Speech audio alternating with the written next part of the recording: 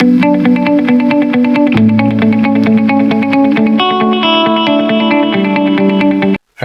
Welcome to all. आजच्या या video लेक्चरमध्ये आपण एन्व्हायरमेंटल स्टडी या सब्जेक्टचा unit number 3 ecosystem and biodiversity हा आपण पाहणार आहोत. सर्वात प्रथम आपण या व्हिडिओ लेक्चरमध्ये आपण या युनिटचे आपण कोणते पॉईंट कव्हर करणार आहोत ते पाहूया. फर्स्ट आहे ecosystem, the definition, aspect of ecosystem, division of ecosystem, general characteristics of ecosystem and function of ecosystem. Next point आपण पाहणार आहोत बायोडायव्हर्सिटी. त्यामध्ये definition, level, value and loss of biodiversity. Next आपण पाहणार आहोत biodiversity assessment initiative in India. Next threat and hotspot of biodiversity. Last point आपण पाहणार आहोत conservation of biodiversity objects, various laws. First आपण पाहूया ecosystem. The ecosystem means a community of living organism that is plant, animal and microorganism in conjunction with non-living environment, for example air, water, soil interacting as a system. Ecosystem म्हणजे अशी एक संस्था की ज्या संस्थेमध्ये living organism म्हणजे सर्व सजीव वस्तू जसे की झाडे आहेत, प्राणी आहेत, सूक्ष्मजीव आहेत आणि त्यांच्या सभोवताली असणारे नॉन लिव्हिंग एन्व्हायरमेंट म्हणजे निर्जीव वस्तू जसे की हवा आहे, पाणी आहे, जमीन आहे, या सर्वांची मिळून जी संस्था तयार होते त्याला आपण इकोसिस्टीम असं म्हणतो. नेक्स्ट आपण पाहूया डिव्हिजन ऑफ इकोसिस्टीम. आता पृथ्वीवरती जी काही इकोसिस्टीम आहे ती दोन टाईपमध्ये डिवाइडेड केली आहे. फर्स्ट आहे टेरेस्टेरियल इकोसिस्टीम आणि दुसरी आहे aquatic ecosystem. A ecosystem which is based on a land, it is called a terrestrial ecosystem. म्हणजे जमिनीवरती असणारी जी काही इकोसिस्टीम आहे त्या इकोसिस्टीमला आपण टेरेस्टेरियल इकोसिस्टीम म्हणतो. An ecosystem which grow in a water is called a aquatic ecosystem. पाण्यामध्ये आढळणारी जी काही इकोसिस्टीम आहे तिला आपण aquatic इकोसिस्टीम असं म्हणतो. टेरेस्टेरियल इकोसिस्टीमचे परत काही टाईप आहेत. फर्स्ट आहे ग्रासलँड इकोसिस्टीम म्हणजे गवताळ प्रदेशामध्ये आढळणारी इकोसिस्टीम. आफ्रिका खंडामध्ये तसेच साऊथ अमेरिका या भागामध्ये आपल्याला ग्रासलँड इकोसिस्टीम पाहायला मिळते. नेक्स्ट आहे डेझर्ट इकोसिस्टीम म्हणजे वाळवंटामध्ये आढळणारी इकोसिस्टीम जसे की सहारा वाळवंटामध्ये, थर वाळवंटामध्ये, त्या वाळवंटामध्ये आढळणारी इकोसिस्टीम म्हणजे डेझर्ट इकोसिस्टीम. त्यानंतर आहे टुंड्रा इकोसिस्टीम. टुंड्रा इकोसिस्टीम म्हणजे बर्फाच्छादित प्रदेशामध्ये आढळणारी इकोसिस्टीम. आता या टुंड्रा इकोसिस्टीममध्ये जे हिवाळ्यातलं जे तापमान आहे ते -15 डिग्री फॅरेनहाइटपर्यंत जातं. या भागातलं टेम्परेचर अतिशय हे कोल्ड असतं. नॉर्थ अमेरिका, कॅनडा, हिमालयाचा भाग ही सर्व टुंड्रा इकोसिस्टीमची काही उदाहरणे आहेत. नेक्स्ट टेरेस्टेरियल इकोसिस्टीम आहे फॉरेस्ट इकोसिस्टीम म्हणजे जंगलामध्ये आढळणारी इकोसिस्टीम. जगामध्ये जी काही टेम्परेचर फॉरेस्ट आहेत, रेन फॉरेस्ट आहेत, या फॉरेस्टमध्ये आढळणारी जी काही इकोसिस्टीम आहे तिला आपण फॉरेस्ट इकोसिस्टीम असं म्हणतो. आता ॲक्वॅटिक इकोसिस्टीमचे दोन टाईप आहेत, स्टॅग्नंट वॉटर आणि flowing water ecosystem. Stagnant water म्हणजे स्थिर पाण्यात आढळणारी इकोसिस्टीम. आता यामध्ये तळ्यामध्ये किंवा रिझर्वायर धरणामध्ये आढळणारी जी पॉन्ड्समध्ये आढळणारी इकोसिस्टीम आहे ती स्टॅग्नंट या प्रकारात मोडते. त्यानंतर फ्लोईंग वॉटर या ॲक्वॅटिक इकोसिस्टीमच्या प्रकारामध्ये नदीमध्ये असणारी, स्प्रिंगमध्ये असणारी किंवा समुद्रामध्ये असणारी जी काही इकोसिस्टीम आहे ती फ्लोईंग वॉटर इकोसिस्टीम या प्रकारात मोडते. नेक्स्ट आपण पाहूया जनरल कॅरेक्टरिस्टिक्स ऑफ इकोसिस्टीम. आता इकोसिस्टीम हे दोन प्रमुख गोष्टींची बनलेली आहे. फर्स्ट आहे अबायोटिक कंपोनंट आणि दुसरा आहे बायोटिक कंपोनंट. अबायोटिक कंपोनंट म्हणजे इकोसिस्टीमचे निर्जीव घटक आणि बायोटिक कंपोनंट म्हणजे इकोसिस्टीमचे सर्व सजीव घटक. फर्स्ट आपण इकोसिस्टीमचे अबायोटिक कंपोनंट पाहूया. These include the non-living physical chemical factor such as air, water, soil. इकोसिस्टीममध्ये असणारे अबायोटिक कंपोनंट म्हणजे काय? सर्व नॉन लिव्हिंग थिंग्स की ज्यामध्ये एअर, वॉटर, सॉइल यासारख्या गोष्टीचा समावेश होतो. आता हे जे अबायोटिक कंपोनंट आहेत त्यांचे 3 प्रकारामध्ये वर्गीकरण केलेलं आहे. ते आहेत क्लायमेट फॅक्टर, इडॅपिक फॅक्टर, ऑर्गॅनिक आणि इनऑर्गॅनिक सबस्टन्सेस. फर्स्ट आपण पाहूया climate factor, which include the climate regime and physical factor of environment like light, humidity, temperature, wind. आता क्लायमेट फॅक्टरमध्ये क्लायमेट रिजिम म्हणजे क्लायमेट झोन जसे की tropical, dry, temperature, continental, polar हे काही क्लायमेटचे वेगवेगळे झोन्स आहेत. तसेच फिजिकल फॅक्टर म्हणजेच की लाईट आहे, ह्युमिडिटी आहे, टेम्परेचर आहे, या सर्व गोष्टीचा समावेश क्लायमेट फॅक्टरमध्ये होतो. नेक्स्ट आपण पाहूया edaphic factor, which are related to a soil and geography of a land. Edaphic factor हे सॉइलशी रिलेटेड असतात. यामध्ये the chemical properties of a soil जसे की pH ऑफ अ सॉइल आणि सॉइलचे प्रकार, सॉइलमध्ये असणारी मिनरल्स, ऑर्गॅनिक मॅटर या सर्व गोष्टींचा समावेश इडॅपिक फॅक्टरमध्ये होतो.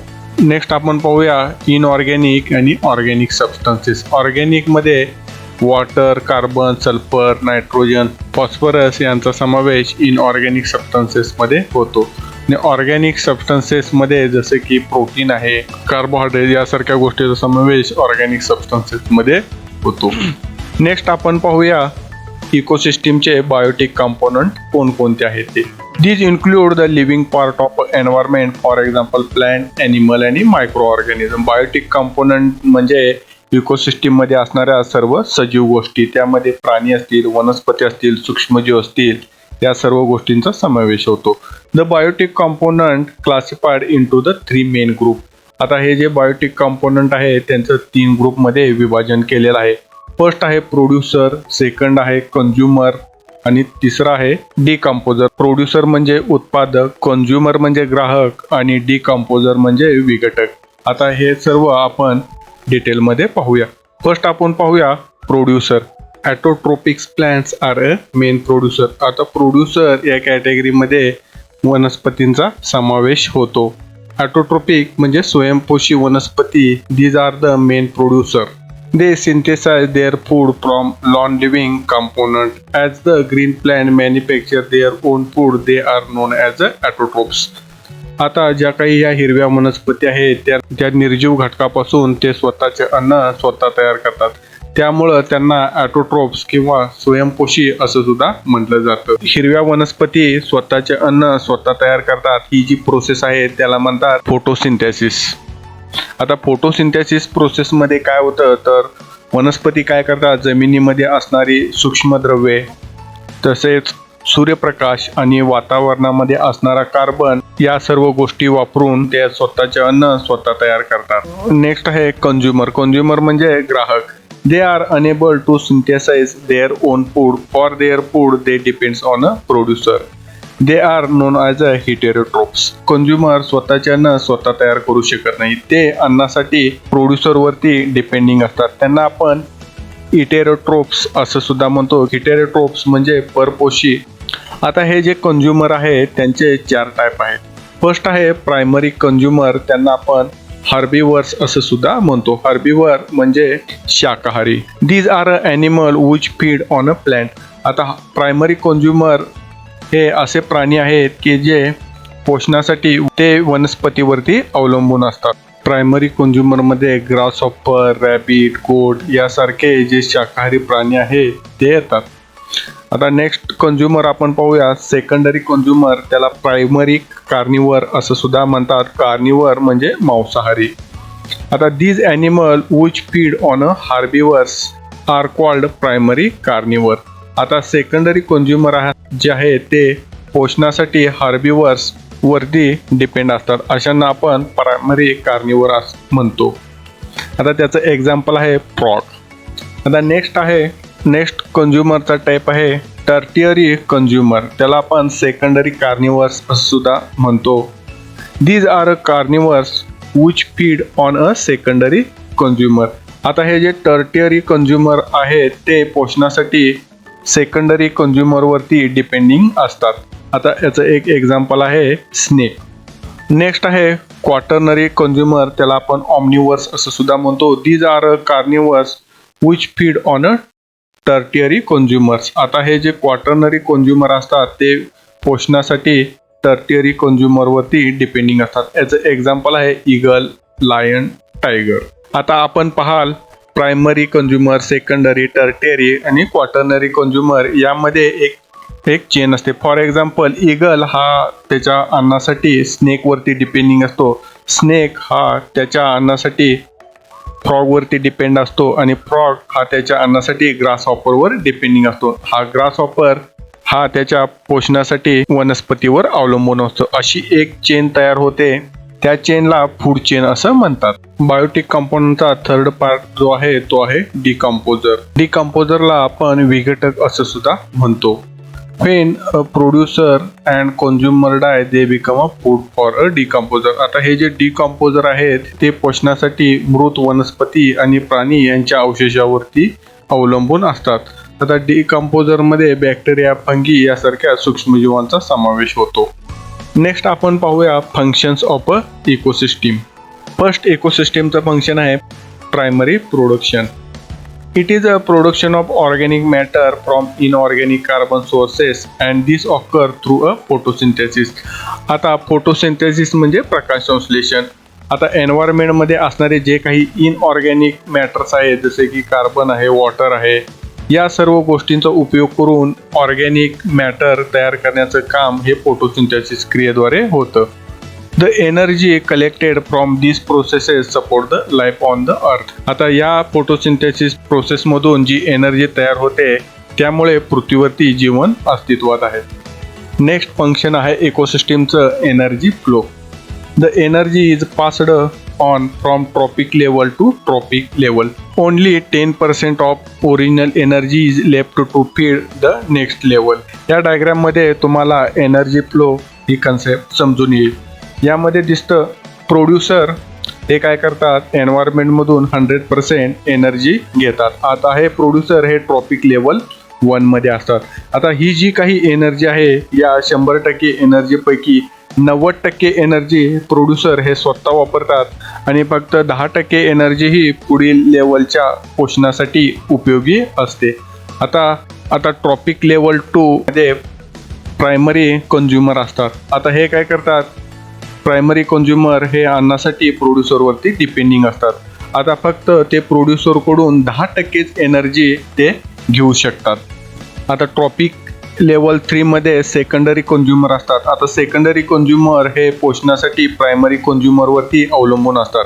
आता त्यामध्ये एनर्जी ट्रान्समिशन फक्त 1%च होतं. आता तसंच ट्रॉपिक लेवल 4 मध्ये असणारे टर्टियरी कंझ्युमर आहेत त्यांना सेकंडरी कंझ्युमर पासून फक्त 0.1% इतकीच एनर्जी मिळते. अशी ही एनर्जी एक ट्रॉपिक लेवल मधून दुसऱ्या ट्रॉपिक लेवल मध्ये पास होत असते आणि यालाच आपण एनर्जी फ्लो म्हणतात. आता प्रत्येक ट्रॉपिक लेवल मध्ये काही एनर्जी ही हीटच्या स्वरूपात एन्व्हायरमेंट मध्ये रिलीज होत असते. The next function of a ecosystem, it is a decomposition. The carbon and nutrients in a dead organic matter are broken down by decomposers and release nutrients that can be reused for a plant. मृत वनस्पती आणि प्राणी यांचं जे काही अवशेष आहे ते ऑर्गॅनिक मॅटर पासून बनलेलं असतं. आता डिकम्पोजिशन प्रोसेसमध्ये काय होतं, जे काही डिकम्पोजर असतात ते काय करतात, या ऑर्गॅनिक मॅटरचं कन्व्हर्जन न्यूट्रिएंटमध्ये करतात, जेणेकरून हे जे न्यूट्रिएंट आहे ते पुन्हा वनस्पती अन्न म्हणून वापरतात. नेक्स्ट इकोसिस्टीमचं फंक्शन आहे nutrient cycling. Ecosystem continually exchange energy and carbon with the environment. In this process, nutrients get absorbed, transferred, released, and reabsorbed. Mineral nutrients are mostly cycled back and forth between plants, animal, microbes, and soil. आता nutrient cycling मध्ये काय होतं तर आपल्याला माहित आहे जे हिरव्या वनस्पती आहेत त्या वातावरणामध्ये असणारे अजैविक घटक जसे की हवा आहे, पाणी आहे आणि जमिनीतील सूक्ष्मद्रव्ये यांचा वापर करून ते स्वतःचे अन्न स्वतः तयार करतात. तसे जे काही कंझ्युमर आहेत ते सुद्धा आपल्या पोषणासाठी वनस्पतीवर अवलंबून असतात.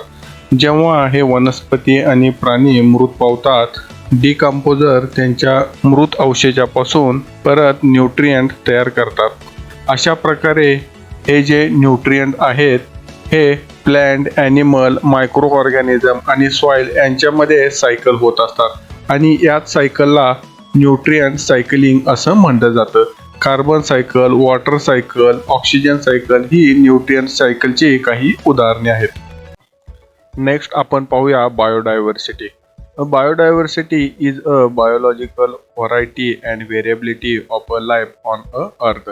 बायोडायव्हर्सिटीला आपण जैवविविधता असं म्हणतो. जैवविविधता म्हणजे पृथ्वीवरती जे काही वनस्पती आणि प्राणी आहेत त्यामध्ये असणारी विविधता. मनुष्य, वनस्पती, प्राणी, बॅक्टेरिया या सर्वांमध्ये असणाऱ्या विविधतेचा बायोडायव्हर्सिटी मध्ये समावेश होतो. Scientist have estimated that there are around 8.7 billions of species of plant and animal in existing.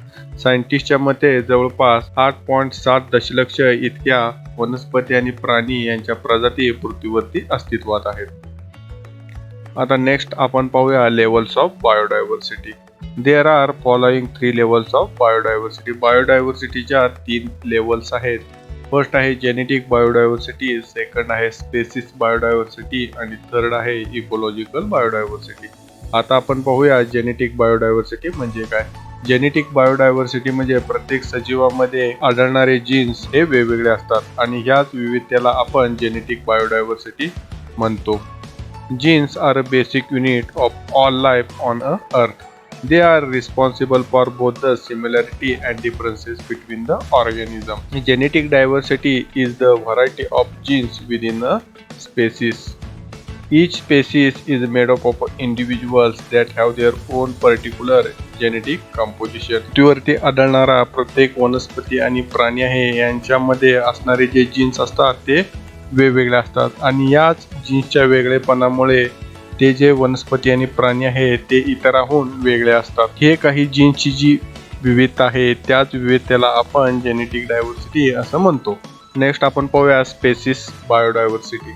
Spaces diversity refers to variety of a different type of species found in a particular area. एखाद्या विशिष्ट अशा क्षेत्रामध्ये वनस्पती आणि प्राणींच्या ज्या काही वेगवेगळ्या प्रजाती आढळतात त्यांनाच आपण स्पेसिस बायोडायव्हर्सिटी असं म्हणतो. Species diversity is all the differences within and between a population of species as well as between different species.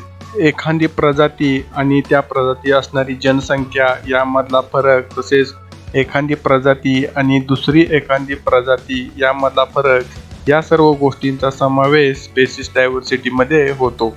Next आहे ecological biodiversity. An ecosystem is a community of organisms and their physical environment interacting together.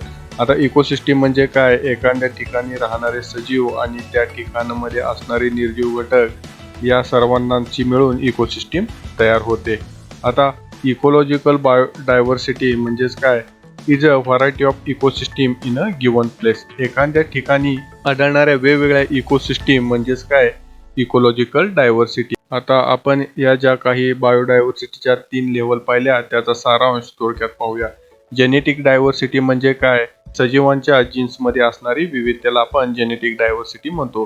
Spaces diversity म्हणजे काय. The diversity among the species in a ecosystem. Ecosystem diversity it is a diversity of habitat in a given unit area. Next आपण पाहूया commonly used indicator for measuring the biodiversity. First आहे alpha diversity. Alpha diversity describe the species diversity within a community. Alpha diversity म्हणजे एका ecosystem मध्ये ज्या काही प्राणी आणि वनस्पतींच्या ज्या काही प्रजाती आहेत त्यांच्यामध्ये असणारी विविधतेला आपण अल्फा डायव्हर्सिटी म्हणतो. नेक्स्ट आपण पाहूया beta diversity. Beta diversity describe the species diversity between a 2 community और इकोसिस्टीम. आता बीटा डायव्हर्सिटी तर काय डिस्क्राइब करते.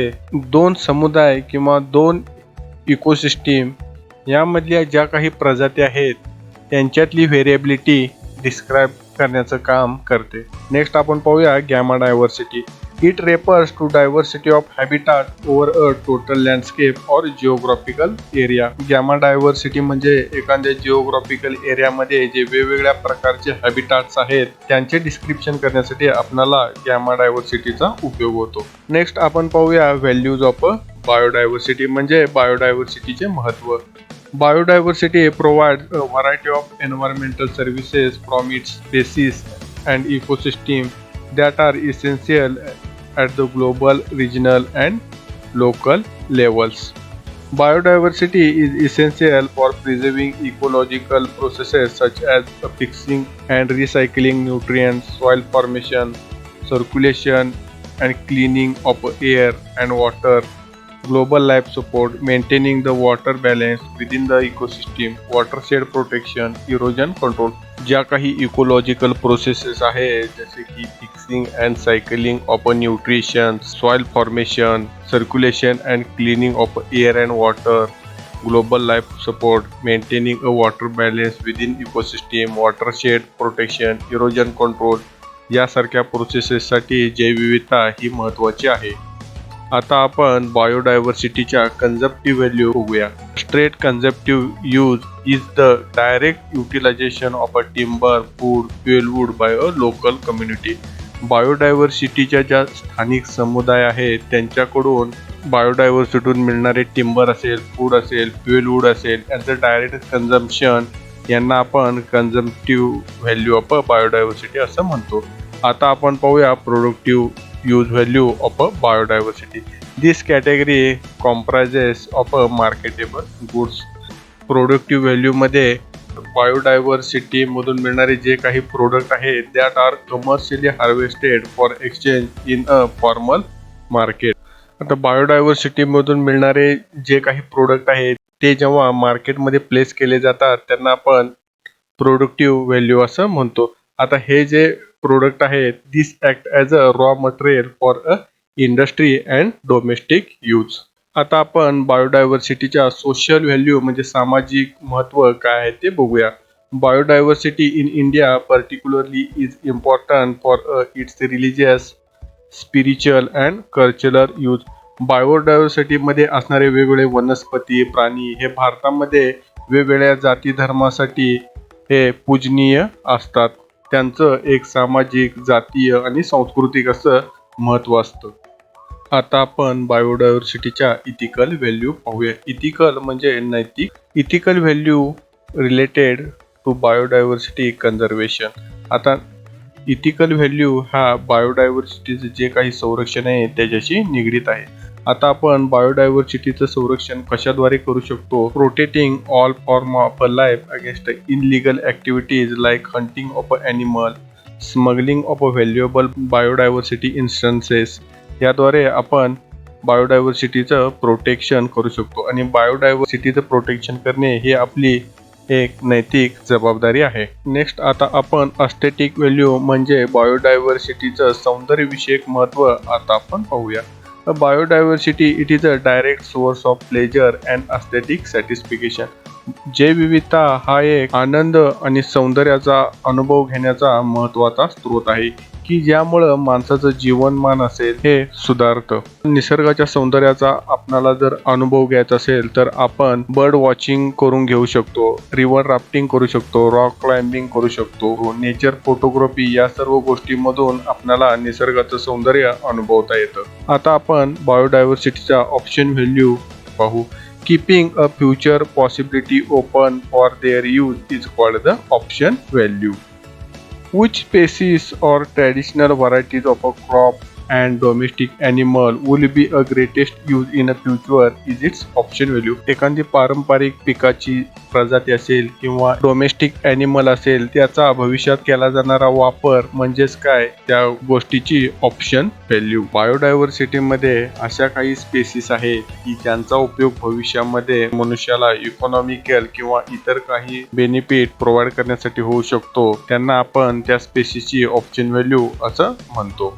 नेक्स्ट आपण पाहूया थ्रेट्स टू अ बायोडायव्हर्सिटी म्हणजे बायोडायव्हर्सिटीला असणारे धोके. हॅबिटॅट म्हणजे त्याला आपण अधिवास असं सुद्धा म्हणतो. हॅबिटॅट लॉस म्हणजे अधिवास नष्ट होणे. This occur when a particular area is converted from usable to unusable habitat. Industrial activity, agriculture, aquaculture, mining, deforestation and water extraction are all central causes of habitat loss. आता हा जो काही अधिवास आहे तो नष्ट होण्याची कारण काय आहे तर industrial activity, agriculture, mining, deforestation या सर्व गोष्टीमुळे हॅबिटॅटचा लॉस होतो. नेक्स्ट आहे इन्व्हेसिव्ह स्पेसीस म्हणजे आक्रमक जाती.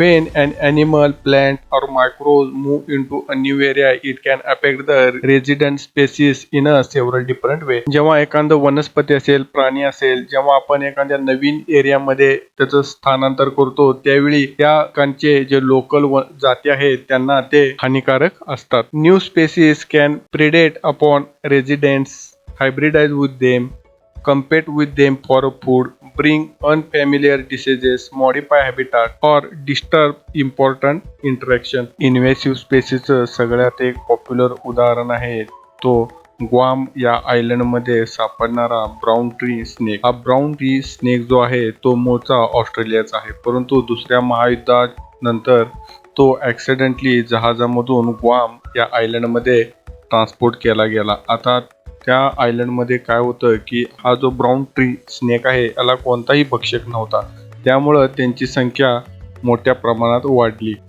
ब्राऊन ट्री स्नेकने ग्वाम या आयलंड मधील पक्ष्यांना मोठ्या प्रमाणात आपले भक्ष्य बनवले, त्यामुळे तेथे आढळणारे पक्षी आहेत ते नष्ट झाले. Next threat of biodiversity it is a human population. In a year 18th century there were fewer than 1 billion people on the earth and today there are about 6.8 billion. आता 1800च्या सुरुवातीला पृथ्वीवरती जवळपास 1 अब्ज इतकी लोकसंख्या होती. आता ती जवळपास 6.8 अब्ज इतकी झालेली आहे. आता ही लोकसंख्या इतक्या प्रमाणात वाढल्यामुळे काय झालेलं आहे, जे बायोडायव्हर्सिटी मधून जे काही रिसोर्सेस मिळतात त्यांचं कंझप्शन मोठ्या प्रमाणात झालेलं आहे आणि ते रिसोर्सेस हळूहळू संपत येण्याच्या मार्गावरती आहेत. आता नेक्स्ट आहे climate change. Climate change is impacting ecosystem in several ways including via temperature shift. These shifts are making it difficult or even impossible for many species to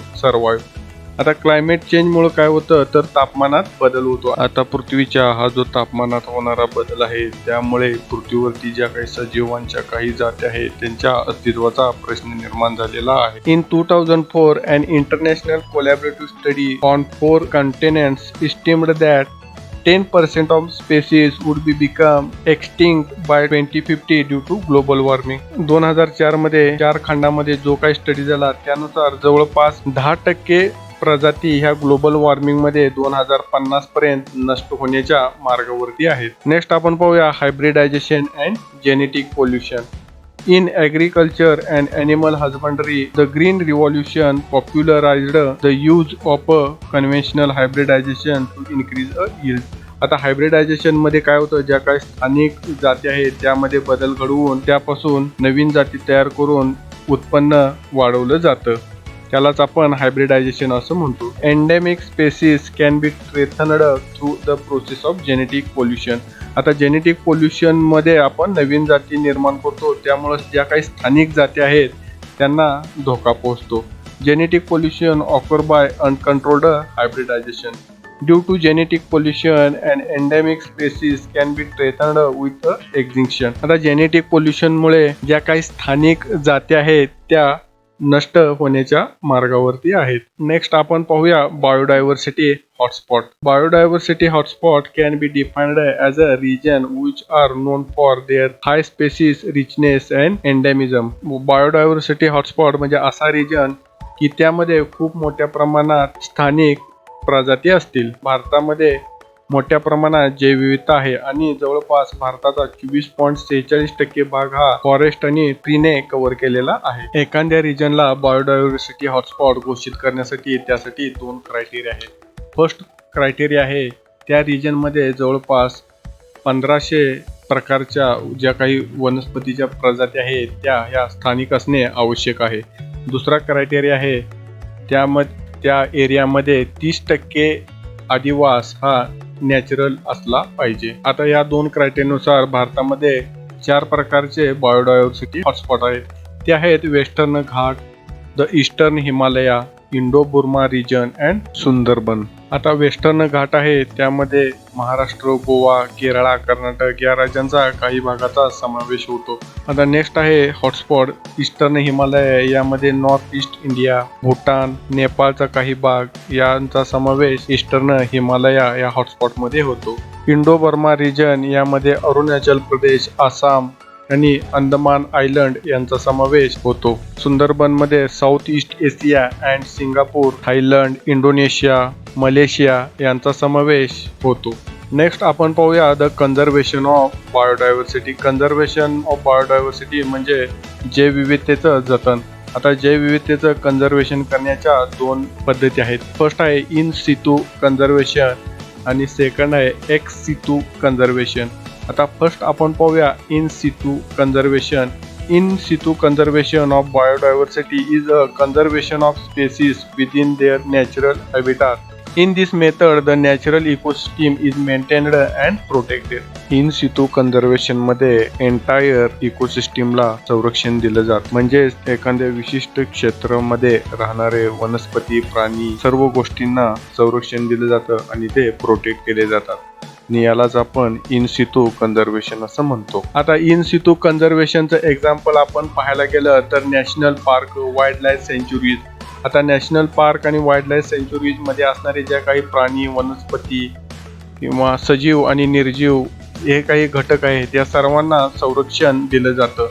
भारतामध्ये जवळपास 581 प्रोटेक्टेड एरिया आहेत. यामध्ये 89 नॅशनल पार्क आहेत आणि 492 wild life centuries आहेत. आता यापैकी Jim Corbett national park हे उत्तराखंड मध्ये असणारं भारतातील सर्वात प्रथम नॅशनल पार्क आहे, जे 1936 मध्ये स्थापन केलं गेलं. नेक्स्ट आपण पाहूया ex situ conservation. Ex situ conservation of biodiversity involve the breeding and maintenance of endangered species in artificial ecosystem such as zoo, nurseries, botanical garden, gene banks etcetera. Ex situ conservation मध्ये ज्या प्रजाती ज्या नष्ट होण्याच्या मार्गावरती आहेत त्यांचं जतन zoo असेल, नर्सरी असेल, बॉटॅनिकल गार्डन असेल यामध्ये केलं जातं आणि अशा प्रकारच्या संवर्धनालाच आपण एक्स सितू कन्झर्वेशन असं म्हणतो. नेक्स्ट आपण पाहूया the laws of biodiversity conservation. Environmental law plays a crucial role in providing a framework for regulating the use of environment and its management. In India, several acts were passed from 1972 to 1986 and various amendments thereafter. भारतामध्ये जैवविविधतेचं संरक्षण करण्यासाठी 1972 पासून ते 1986 पर्यंत वेगवेगळे कायदे केले गेले. तसंच काळानुरूप त्यामध्ये काही बदल केले गेले. आता हे कशासाठी? To protect the environment, regulate resource use, protect the biodiversity, pollution control, conserve the forest या सर्व गोष्टीसाठी हे लॉ तयार केले गेले. India is the first nation in the world to have made protection and conservation of environment in its constitution in 1976.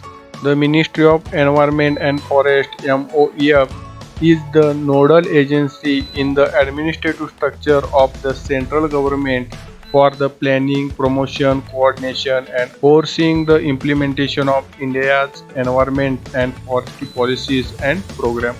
भारतामध्ये ज्या काही फॉरेस्ट पॉलिसी आणि त्यांचं इम्प्लिमेंटेशन आहे ते मेंटेन करण्याची जबाबदारी the ministry of environment and forest या संस्थेवरती आहे. Biological diversity act 2002. It is an act of Parliament of India for preservation of biological diversity in India. भारतामध्ये बायोलॉजिकल डायव्हर्सिटी ॲक्ट 2002 आहे. तर तो कशासाठी आहे? It is for the preservation of biological diversity. The Wildlife Conservation Act 1950 is an act of a Western Australian Parliament that provide a statute relating to conservation and legal protection of flora and fauna. Wildlife Conservation Act 1915 हा western ऑस्ट्रेलियाच्या संसदेमधला हा act आहे. प्राणी आणि वनस्पती आहेत त्यांना legal protection आणि कन्झर्वेशन देण्यासंबंधीचा हा ऍक्ट आहे.